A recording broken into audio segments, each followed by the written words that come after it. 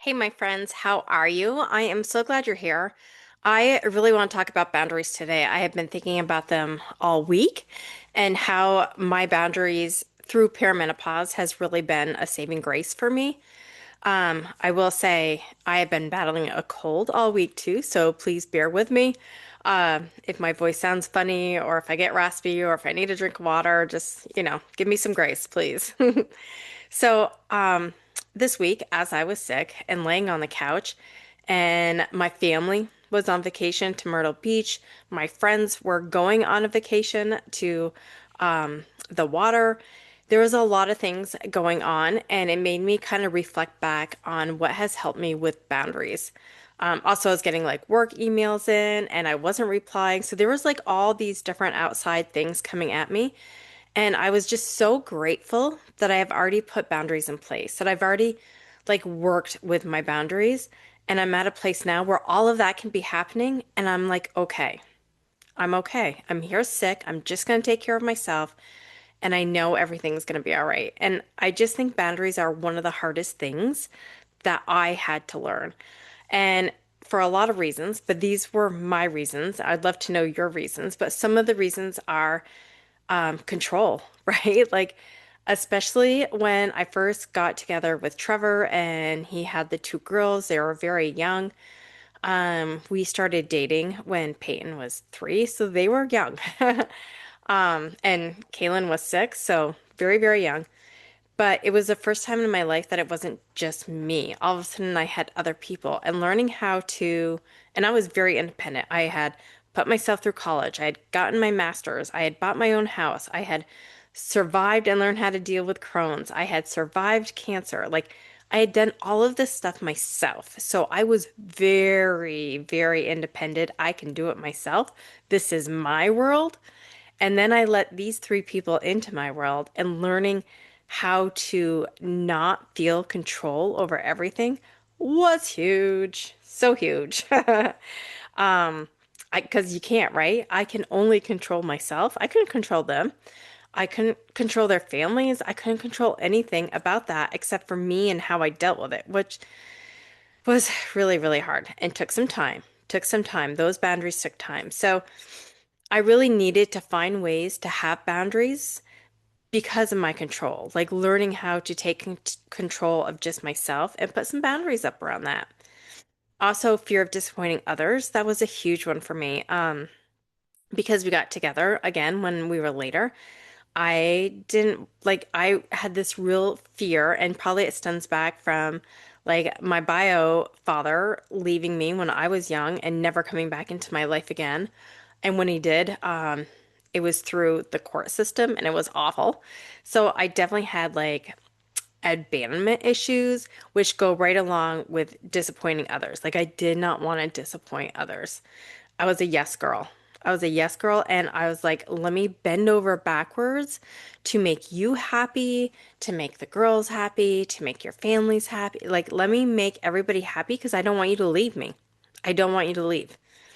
Um, Also, lack of modeling was definitely one for me.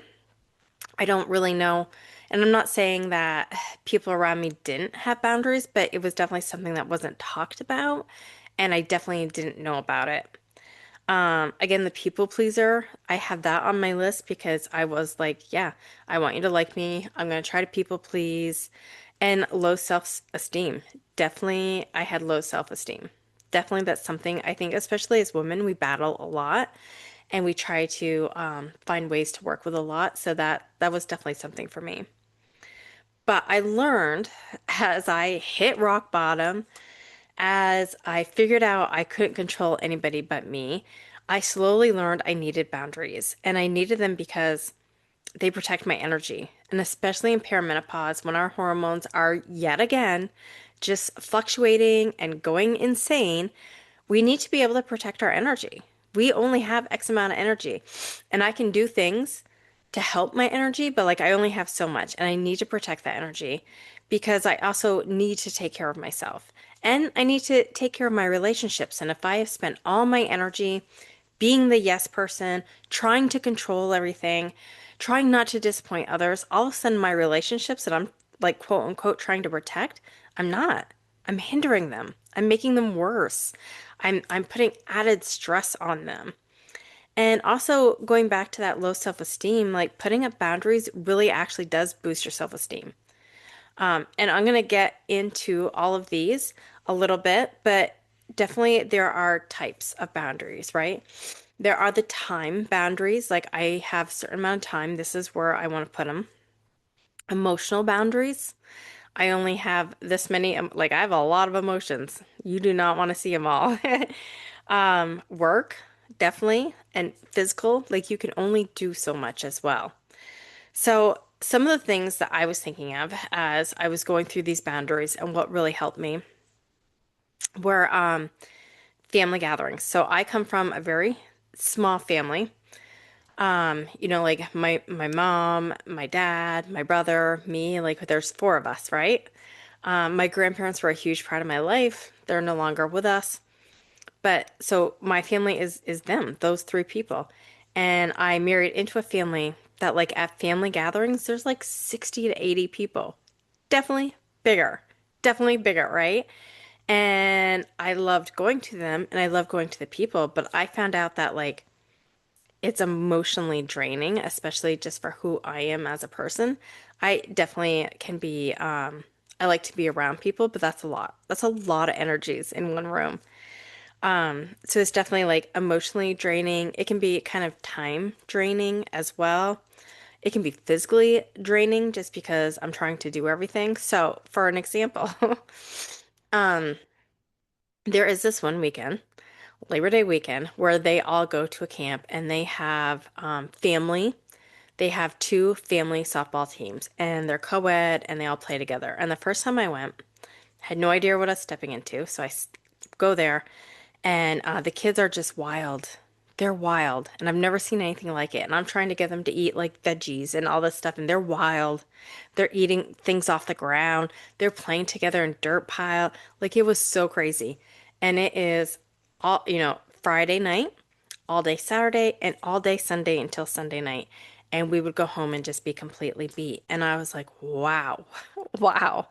And it took me a few tries to really like first understand that just because that is their thing and they thrive at it and they love it, which is amazing, it doesn't have to be my thing. And so I've tried different things to go along with this for boundaries. Like, I go, okay, I'm going to miss Friday night, but I'm going to go Saturday, spend the night, and leave Sunday. I'm not waiting to see who wins. I'm just going to wait till you guys are out of it, and then I'm going to go home. I brought my mom a couple times for emotional support. That really helped a lot. I learned to like let control of the kids. This is the one weekend where you get to do and eat whatever you want, and I don't care because I feed you the rest of the year, and so that's fine. So there's definitely that. And just putting up those boundaries, like the time boundaries, the emotional boundaries, the like the boundaries of like control, putting those up made that weekend so much happier for me. And then I wasn't stressed out. I wasn't tired. I wasn't grumpy. I just was able to go there and like enjoy what I wanted to enjoy and watching the team play and cheer for them and then move on. And it made it so much nicer. Another example I have is Tuesday nights. Trevor has a bowling thing. Like he goes bowling on a team every Tuesday night. And at first, I was like, I need to spend every single time, every single minute with you guys. Because the girls love to go there too. Some of the family, again, there's a lot of family that goes bowling. And I don't like bowling. And watching bowling is not very interesting to me. So I learned to take those nights back and actually like do something I want to do on Tuesday nights. I took classes. Now I have team meetings on Tuesdays. Like I do things that I really, oftentimes that's when I schedule my massages on a Tuesday. So I just took that time back and put that boundary up that I don't have to be with them every second of every day or on every second of their free time. I have that boundary.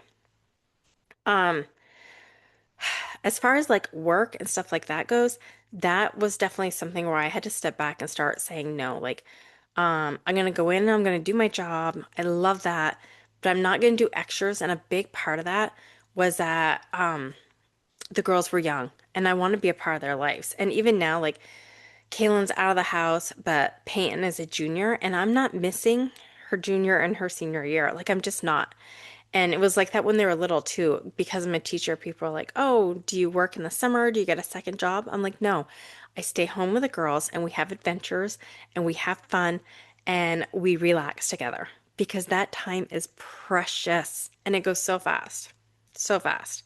So I really had to learn to say no to a lot of things, which was hard because I was a yes person. If a person of authority or a person above me or my boss asked me to do something, I was like, yep, yep, yep. And I just had to learn that I couldn't do that anymore. I just couldn't. It burned me out and it was taking me away from what my actual priorities are. And part of like knowing where to put your boundaries up is really figuring out the priority piece. Like, what is my priorities? My priorities is myself, not being selfish. Like, priorities are myself, priorities are my family.